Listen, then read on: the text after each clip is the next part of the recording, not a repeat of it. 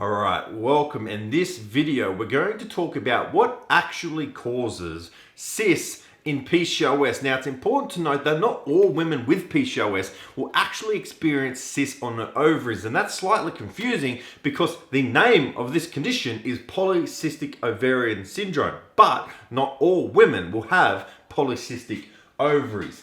But what is the science here? What's actually causing polycystic ovaries? And once we start to investigate, we start to understand the hormonal imbalances driving the symptoms you're experiencing with your PCOS. So if you look at here at a normal ovarian cycle, we can see that the follicle here starts to mature in the first 2 weeks of your cycle. That's why the first 2 weeks of a menstrual cycle is called the follicular phase. This follicle where your egg lives in, so you're born with your lifetime supply of eggs and they live in little follicles in your ovaries, it starts to mature under the control of your brain and the hormone FSH, follicle stimulating hormone, that triggers this follicle to start to mature. It starts to get bigger. And generally speaking, if we're looking at a normal 28-day cycle, around day 14 will be ovulation. That follicle will open up, release its egg into the fallopian tube, and that's where you can fall pregnant. Now, after that happens, after ovulation, that leftover follicle turns into what we call the corpus luteum. That is actually your source of progesterone in the last 2 weeks of the menstrual cycle, and it's why progesterone is relatively higher than estrogen in the last 2 weeks of the menstrual cycle, and that over the next 2 weeks naturally dissolves to start your next menstrual cycle.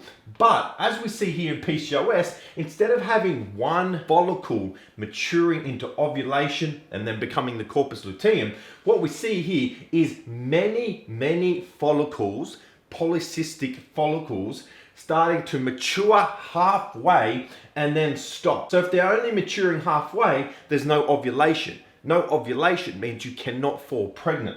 But what's causing this? Why do some women with PCOS mature multiple follicles at one time?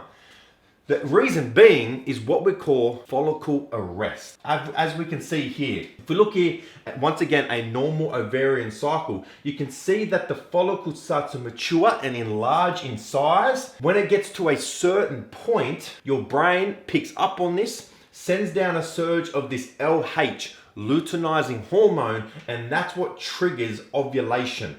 But in PCOS, your follicles only mature to around 8 millimeters and then hit what's called follicle development arrest. And that's because luteinizing hormone hits early. But why does luteinizing hormone hit early? You know how I've spoken before about how women with PCOS will have higher luteinizing hormone? And that's because of the hormone insulin. High insulin levels trigger higher luteinizing levels early in the cycle, and that's what stops multiple follicles from ever maturing enough to reach ovulation. So as we can see here now, high insulin levels trigger low SHBG. Remember we were speaking about that last week, sex hormone binding globulin levels. That's a protein that regulates testosterone levels in the blood. It also triggers high testosterone levels, and that's what creates polycystic ovaries. So if you have any questions about polycystic ovaries specifically, let me know below. I'll either answer them below or turn them into future posts. I hope you enjoyed this video. If you did, let me know. And once again, I'll see you on our next video.